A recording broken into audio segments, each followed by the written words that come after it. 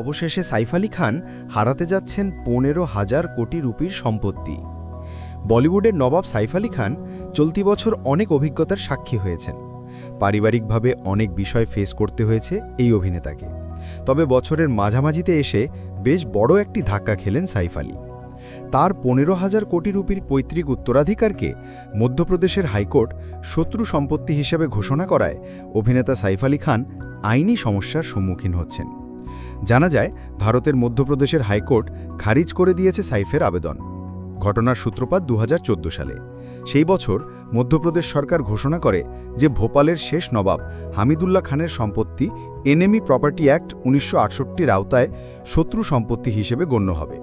অর্থাৎ এই সম্পত্তিকে বিদেশি সম্পত্তি হিসেবে বিবেচনা করে তা সরকারের অধীনে আনা হবে।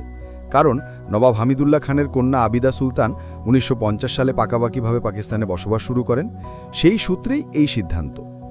এই সিদ্ধান্তের বিরুদ্ধে ২০১৫ সালে মধ্যপ্রদেশ হাইকোর্টে আবেদন করেন সাইফ আলী খান। দীর্ঘদিন স্থগিতাদেশ জারি থাকলেও ২০২৪ সালের ১৩ ডিসেম্বর আদালত সেই স্থগিতাদেশ তুলে নেয়। অবশেষে এবছর জুলাই মাসে সাইফের আবেদনও খারিজ করে দেন বিচারপতিরা।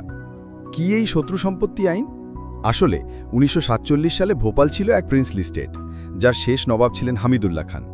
তিনি সাইফের বাবা মনসুর আলী খান পতৌদির মাতামহ।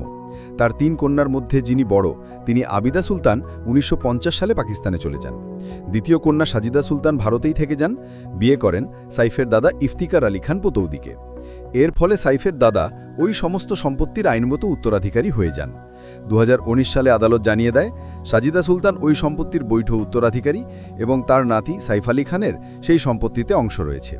কিন্তু আবিদা পাকিস্তানে চলে যাওয়ায় সরকার এটিকে শত্রু সম্পত্তি বলে দাবি করে।